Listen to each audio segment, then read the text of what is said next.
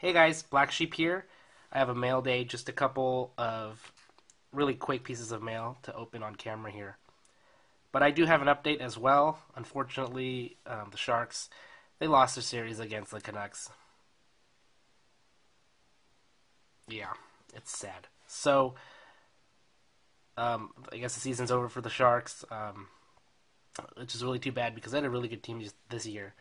For those of you who don't know, hockey teams have injuries all the time, but the Sharks had a lot of injuries, and so this is really just information for those of you who don't know the extent of the Sharks' injuries. A lot of key players were out. So before I get to my mail day, I'm just going to talk about a couple injuries that happened to some of the Shark players. First of all, young Jason Demers. Demers, he didn't play a single game versus the Canucks. He was out with a high ankle sprain the entire time, so he was on the shelf. Danny Heatley, he's kind of suffered from a long injury the entire year, but Heatley had a broken hand and a high ankle injury as well, so he had a really hard time shooting and just getting around.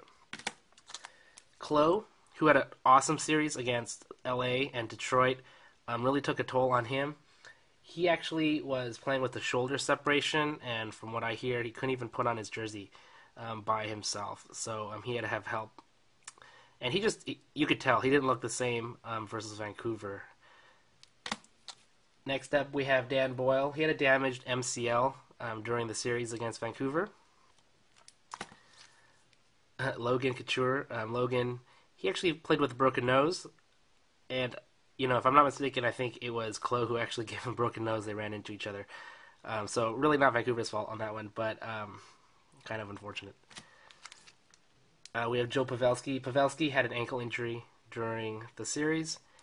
And last but not least, definitely not least, is Joe Thornton. Thornton, he was a trooper. He played with a broken pinky. He had a wrist problem, and his shoulder was separated the entire time. This guy was in major pain. In fact, I heard his pinky was half fallen off at one point, and he had to adjust his hold on his stick, which made it really difficult for him to shoot, and his wrist was hurting, so really, I hope people don't give Joe a hard time anymore for choking in the playoffs, because this year he did a really good job, and he gave it his all.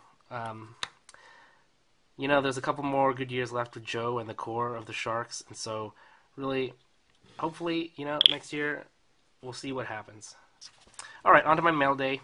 I got a piece of mail from lolskateboarder, lolskateboarder, and so we made a trade, and I'm going to rip open his envelope now and see what he got. Alright, this is cool. Okay, so he traded me a Dominic Hasek in the crease McDonald's card. Back in the day, actually, I really like Hasek. He's probably one of my favorite goalies ever. Not a huge goalie person, but he was so unorthodox that it was really cool watching him. So, thanks for this. I have a really minor Dominic Hasek PC, but this is going to join it. So thanks a lot for that. Next mail day is from eBay. I'm pretty sure I know what this is, but just double check by opening it here on the internet.